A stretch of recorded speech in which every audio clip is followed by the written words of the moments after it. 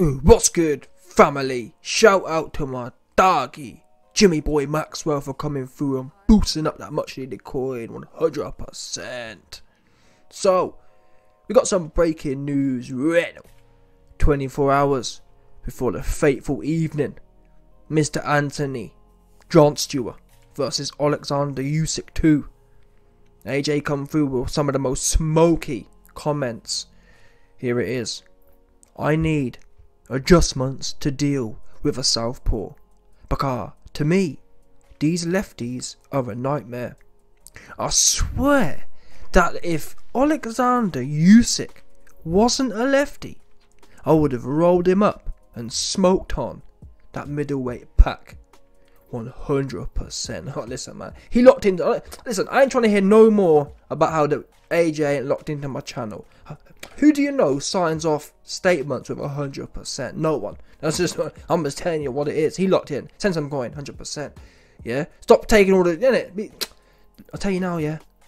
The richest people you know are the tightest dons, yeah? They'll sit there posting up, absorbing all the info, and not send no coin. Send some coin, you tight looking ass dude. Johnston. Anyway, listen.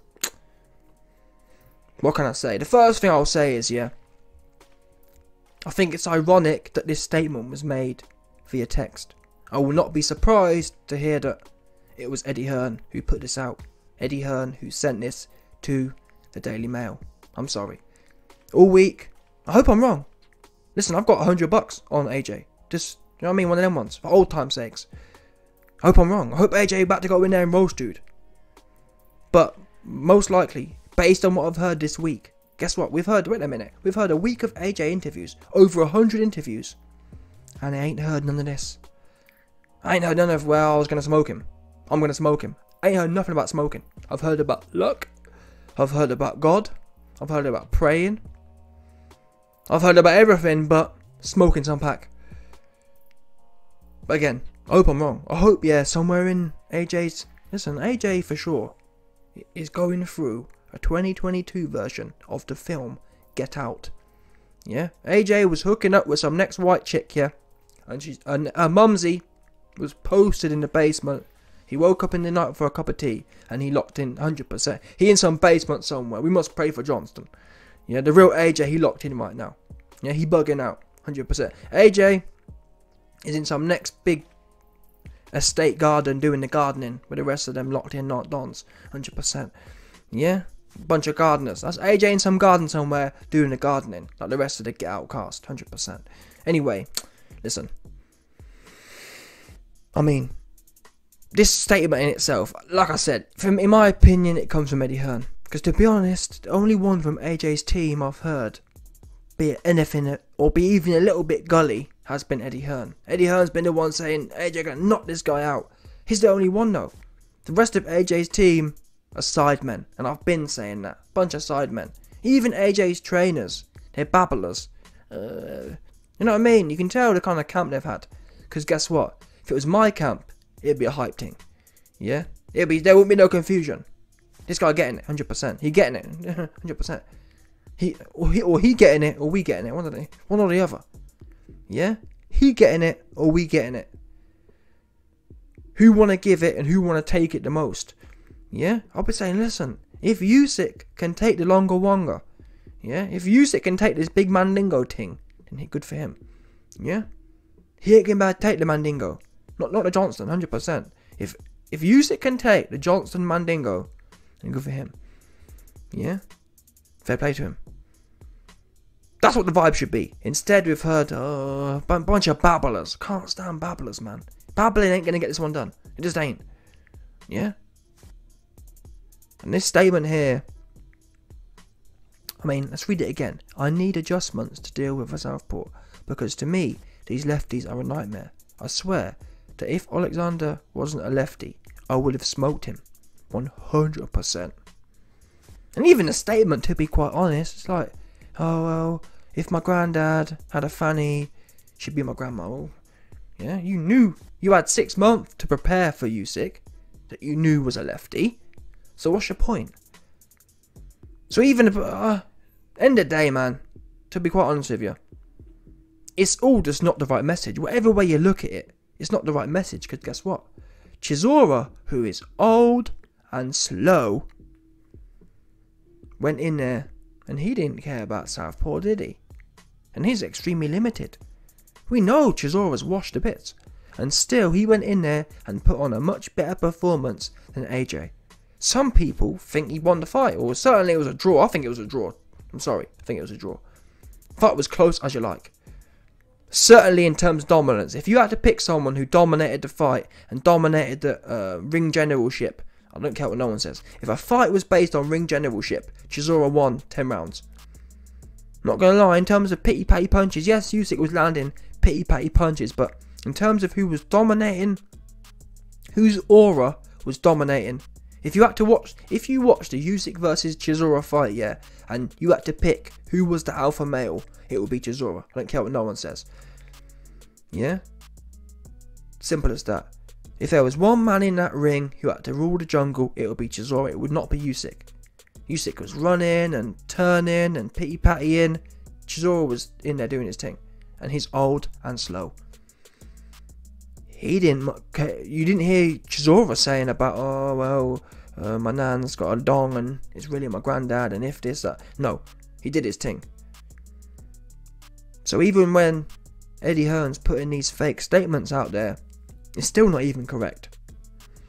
We can't control the outcome. No one's saying that. Oh, YB, you only like AJ when he's winning. I've never said that. I'm the one who actually said I'd rather AJ lose against Ruiz in the rematch, being true to himself.